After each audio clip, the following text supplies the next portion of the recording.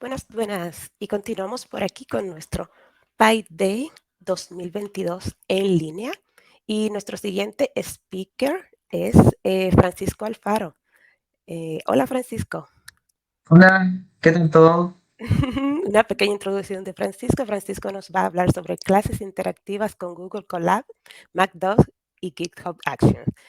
Francisco es Data Scientist y bueno, el escenario es todo tuyo para que nos presentes tus diapositivas. Muchas gracias, Oh, Denny. Voy a compartir pantalla. A ver, allá vamos, el voy a escenario ver. es todo tuyo. ¿Me dicen si se alcanza a compartir correctamente? Ah, sí, genial. Entonces voy a dar inicio a mi presentación. Espero que estén igual de entusiasmados que yo en esta País de Chile 2022. Entonces, yo les voy a presentar acerca de clases interactivas con Google Colab, MKDocs y GitHub Action. Yo soy Francisco Alfaro, actualmente soy Senior Data Scientist en Walmart Chile y también en mis tiempos libres soy profesor part-time de la Federico Santa María, donde dicto algunos cursos relacionados a Machine Learning y Data Science. Entonces, las cosas que vamos a ver en esta presentación es dar una motivación de por qué es interesante el tema que le estoy proponiendo, luego describir a grandes rasgos en qué consisten estas herramientas que acabo de mencionar en la presentación. Luego vamos a dar un espacio para poner en práctica estos conocimientos y mostrar un ejemplo práctico. Y finalmente mostrar algunas conclusiones del caso y decir por qué esto es interesante. Y también ahí les tengo algunas sorpresas por si ustedes quieren continuar este trabajo que les voy a mostrar. Entonces, partamos. Cuando uno es profesor y sobre todo cuando es alumno y les quieren compartir su material, sus códigos, ya sean Jupyter Notebooks o algún tipo de documento de programación, los profes tienden a mandar un mail con todos los archivos compactados en un correo que dice versión final, final, ahora sí que sí, lo cual no es muy claro para poder comenzar a trabajar y eso no es tan útil para el estudiante. Ahora, suponiendo el caso que uno entiende lo que mandó el profesor, el punto siguiente es poder replicar esos códigos en su máquina local, lo cual es un problema si vemos que existen distintos sistemas operativos. Incluso si ustedes tienen el mismo sistema operativo, es probable que ustedes previamente tengan instalado algunas cosas que no conversen correctamente y tampoco desplieguen el código como les gustaría. Y un punto muy importante como alumno principalmente es que uno quiere tener un documento fácil de leer, que sea simple de consultar, para que eso ayude con la experiencia del curso. Entonces yo les muestro acá un ejemplo de, suponiendo ya pasamos el caso del archivo .zip, y yo subo mis códigos así desordenados, pero en un GitHub, al final luce como este estilo, donde muestro algunos notebooks y por el nombre uno podría intuir acerca de, bueno, esto corresponde a este tópico en particular, pero se hace muy complejo para aquellas personas que recién están partiendo con este tema de programación. Así que una solución a esto que se me ocurrió fue juntar las herramientas tanto de Google Colabs, MKDocs y GitHub Action. Entonces, ahora vamos a dar paso a explicar en qué consiste cada una de estas herramientas y por qué son interesantes para el ejemplo que yo les quiero mostrar. Primero que todo, partamos con la librería MKDocs, que hoy por hoy es una librería muy útil para documentar código en Python mediante archivos Markdown. Tiene una posición mucho mayor que Spring, es mucho más popular. Para aquellos que ya tienen más destreza en Python, Spring había sido la librería clásica para poder documentar, pero hoy por hoy se ve reemplazada por esta nueva herramienta MKDocs. Como yo les mencioné, esto es útil para documentar archivos Markdown. Sin embargo, si uno instala ciertas plugins o otras librerías complementarias como MKDocs Material, que es útil para toda la interfaz web, es decir, uno puede poner distintos templates o plantillas simplemente cambiando una línea de código y no es necesario tener destrezas extras en plataformas como HTML para poder modificar su sitio web. Y como sospecharán, MKDoc Jupyter está relacionado a poder documentar directamente con archivos notebooks, que son lo que a mí me interesa trabajar. Ahora, estas son las únicas alternativas, por supuesto que no. La más popular es Jupyter Book, que es una herramienta para poder hacer libros solamente con archivos notebook y es bastante útil. El problema es que presentas una forma estática de presentar, no tiene muchas plantillas y si ustedes quieren hacer algún tipo de mejora necesitan tener más versatilidad en herramientas como ya se mencionó, tipo HTML.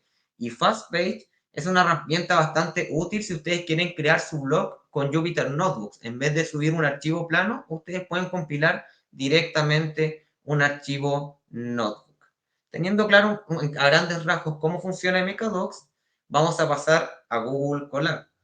Google Colab es una herramienta que nos permite ejecutar código en Python en un navegador, los navegadores de Google, por supuesto, y es extremadamente útil en todo lo que está relacionado con aprendizaje automático, deep learning, análisis de datos y sobre todo, y algo que a mí me gusta bastante, que es el tema de ocuparlo con fines educativos. ¿Por qué yo les recomiendo esta herramienta? Puesto de que no requiere mucha configuración. Ustedes acceden a Google Colab y ya pueden empezar a desplegar rápidamente sus primeros códigos.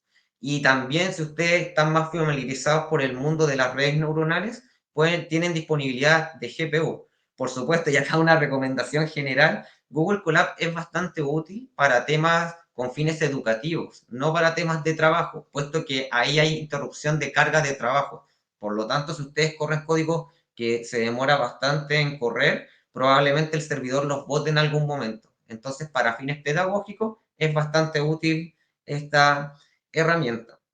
Nuevamente, para no decir que es la única herramienta, existen otras alternativas en las cuales yo destaco la herramienta de SageMaker que viene de AWS y una herramienta que recién la descubrí la semana pasada que se llama DeepNote, que es una herramienta para trabajo colaborativo de notebooks. Vale decir, si tenemos dos estudiantes que trabajan en el mismo notebook, en esta herramienta uno puede saber cuál fue la colaboración de un estudiante y cuál fue la colaboración del otro, que es bastante útil al momento de revisar tareas y saber cuál alumno trabajó más o menos.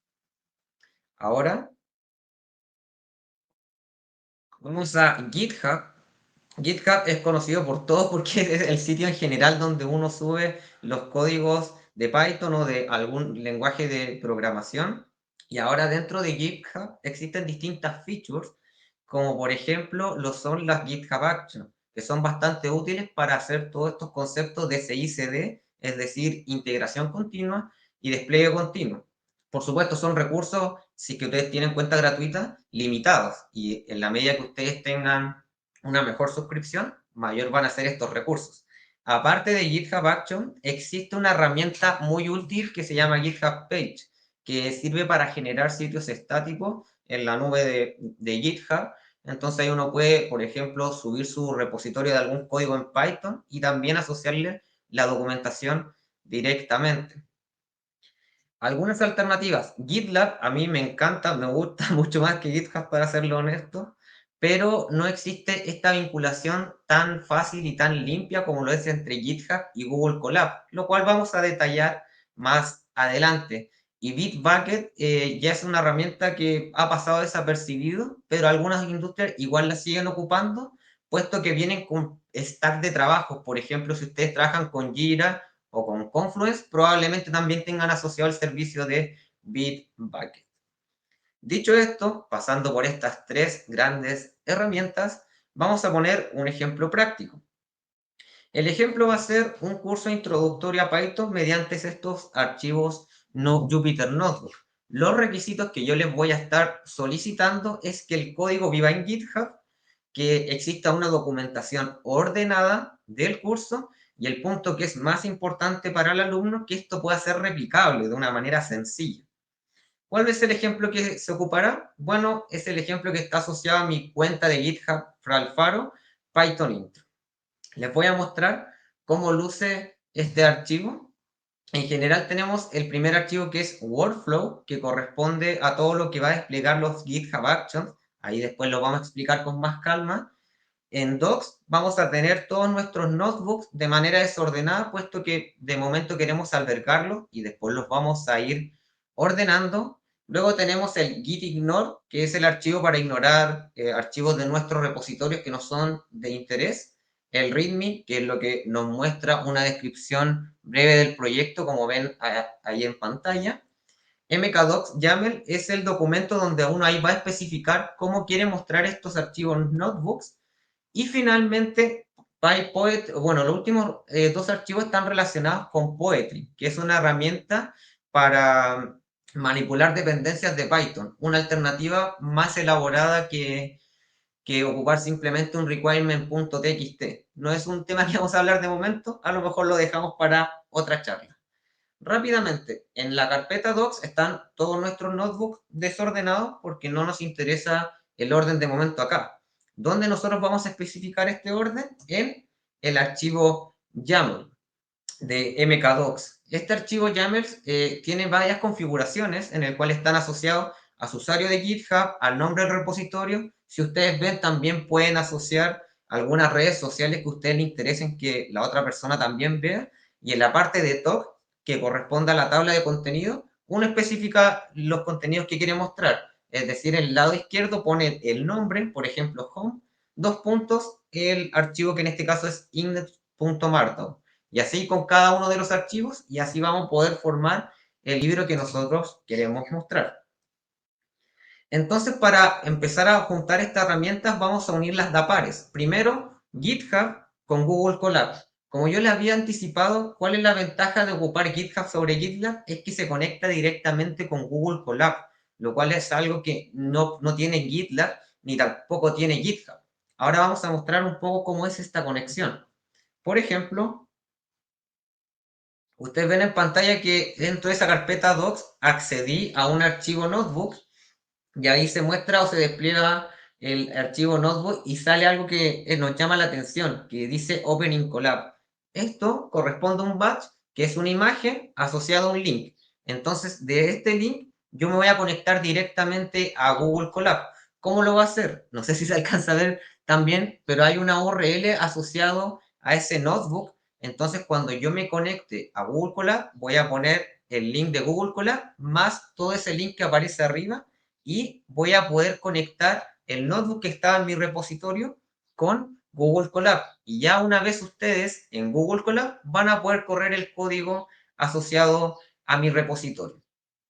Ahora bien, si a ustedes no les queda muy claro, ya sea porque la imagen, no sé si ustedes la ven correctamente o no les quedó muy clara la explicación, no se preocupen, existen otras features de Google Colab que nos permiten subir directamente archivos notebook de un repositorio en GitHub. Por ejemplo, yo les doy mi usuario, luego puedo ver todos los repositorios asociados a mi usuario. Si es que están viendo el mío, van a ver solamente los públicos. Sin embargo, si ustedes ven los suyos, también se les va a mostrar sus repositorios privados. Y hago un clic en el archivo básico, que es el archivo que estábamos trabajando, y nos va a desplegar en Google Colab como la imagen que se mostró anteriormente.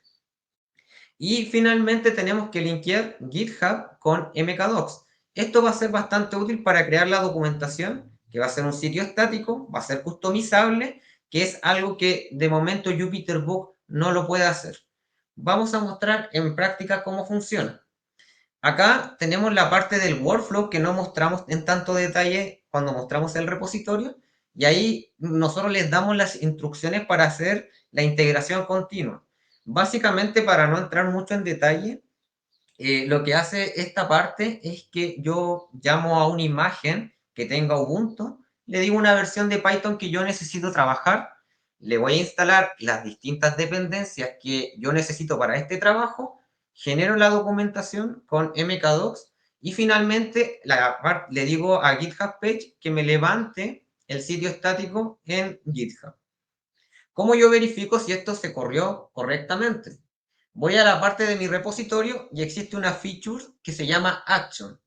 Dentro de Action van a haber dos jobs que se les denomina, en el cual salen con un ticket verde, significando de que corrió perfectamente. El primero, el docs 1.3, no sé si alcanzan a ver, lo que hace es que me corre todo lo que les mencioné anteriormente. Y si que eso corre correctamente, pasa al siguiente batch, al siguiente job, al siguiente trabajador, que se llama Pitch Build and Deployment. Y esto lo que va a hacer es que la documentación estática la va a levantar y va a vivir ahora en GitHub.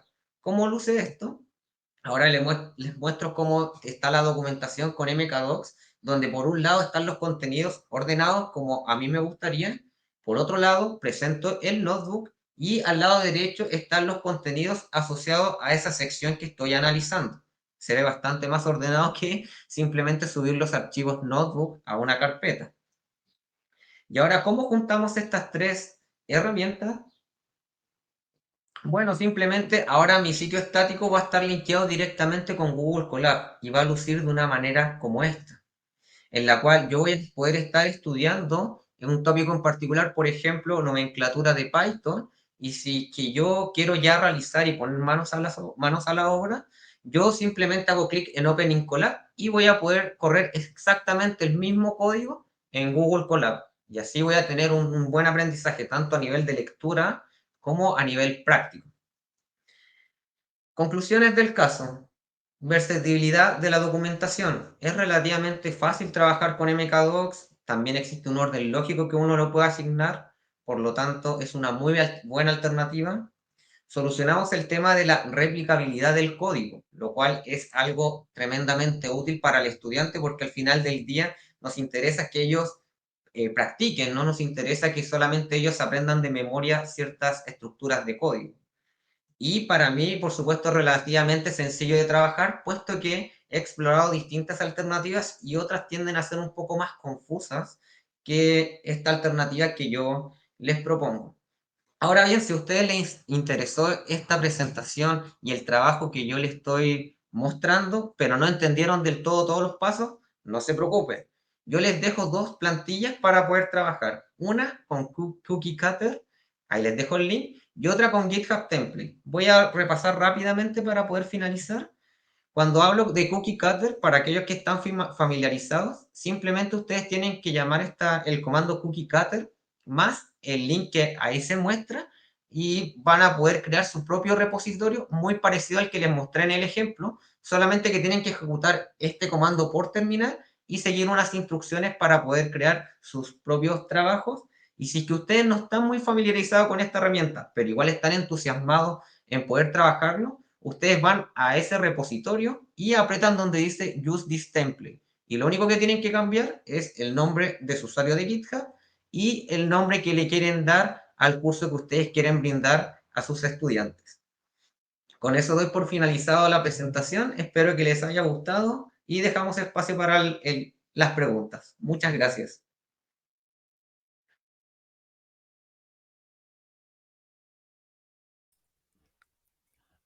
Buenísimo, Francisco. Tu presentación, sí, pues vamos a pasar a la sección de preguntas. ¿Cómo vamos en el chat? Vamos, Cristian Moreira. Bueno, Cristian. Aquí, Francisco, te voy a leer una preguntita. ¿Tienes alguna opinión respecto a usar Spin con Markdown? ¿Sigue siendo MacDocs una mejor opción? ¿Qué opinas sobre esto? O sea, es que va a depender de cómo ustedes partieron en este mundo. Por ejemplo, hay muchos que partieron como programadores, entonces no les es tan complejo trabajar con Sphinx y es algo un poco más natural que los Markdown. Por otro lado, mi perfil es más estadístico, por lo tanto, el mundo de la programación igual es complejo y fue más duro. Y, si es que y trabajar con Markdown es mucho más fácil que llegar a trabajar con Sphinx. Entonces depende de tu versatilidad en la programación por cuál herramienta te decantas. Si ya estás acostumbrado con Spring, no hay ningún problema. Pero si quieres partir y te motiva este tema, te recomendaría ocupar MKDocs. Excelente respuesta, Francisco. Vamos a pasar con otra preguntita. Es de Rodrigo. Te agradece por la charla, súper bien expuesto todo y tiene una pregunta, dice. Es un poco ligada a la que anteriormente hizo Cristian. ¿Se puede usar MacDocs en Read the Docs? No sé qué es Read the Docs para serlo honesto. No sé si me pueden explicar. Bueno, pues sabes que les informo a las personas del chat que cualquier pregunta que quieran hacer a nuestros ponentes, tenemos un canal habilitado en el Discord. Entonces, podemos ver qué otras preguntitas hay para...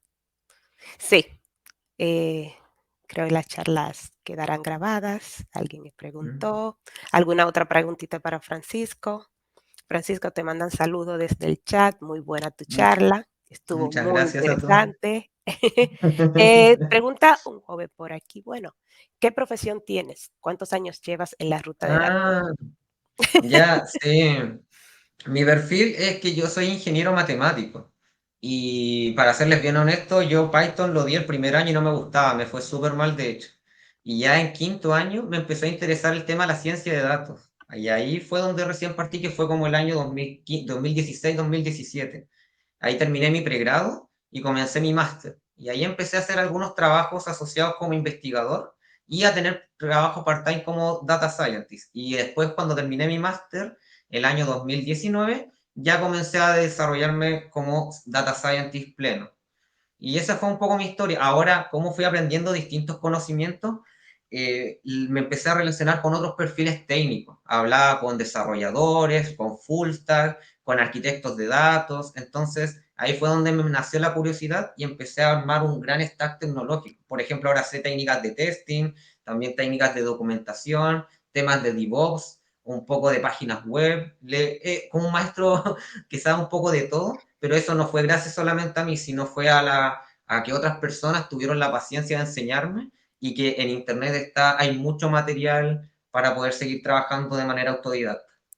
Bueno, pues ahí está tu respuesta, Daniel. Bueno, también Daniel decía al final de su pregunta Mm, que saludos para ti y que muchas gracias por tu charla. Pero vamos a hacer otras preguntitas aquí en el chat. Tenemos eh, Javier. Javier, te dice que muy interesante tu charla. ¿Utilizan las mismas herramientas o algo similar para documentar en Walmart?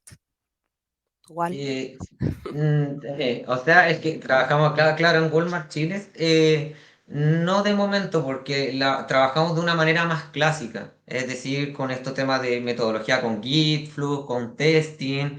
Entonces, documentamos más tradicional. Ocupamos MKDoc, sí, pero no documentamos archivos .notebooks, porque para cosas ya a un nivel más macro se vuelve complejo trabajar con archivos notebook. Entonces, no significa que no se puedan trabajar, pero yo recomiendo trabajar de una manera más clásica, es decir, con estos archivos .py, donde son fáciles de seguir, ocupando buenas prácticas, por supuesto. Y si ustedes son equipos pequeños, eso sí podría ser bastante útil, trabajar las herramientas que yo les presento, pero sobre todo es mucho más útil cuando son con fines pedagógicos. Eso. Bueno, espero no te explotemos por aquí con tantas preguntas, pero una Mm. preguntita más. No te preocupes. Sergio dice, una vez más, gracias. Excelente tu presentación. Y su pregunta es, ¿existe algún paso adicional cuando el repositorio es privado? Mm.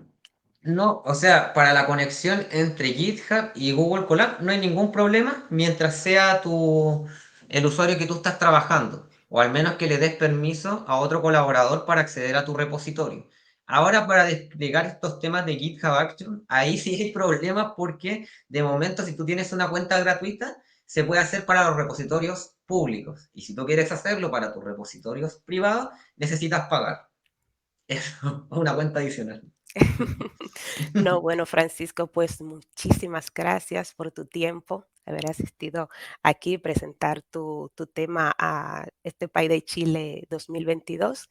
Y bueno, agradeciendo una vez más a todo el público que está interactuando en los diferentes lugares de transmisión. Entonces, pasen un buen día y chao, chao. Seguimos con Muchas nuestra gracias, que siguiente sigan conexión. disfrutando el país de ahí. Bye, bye.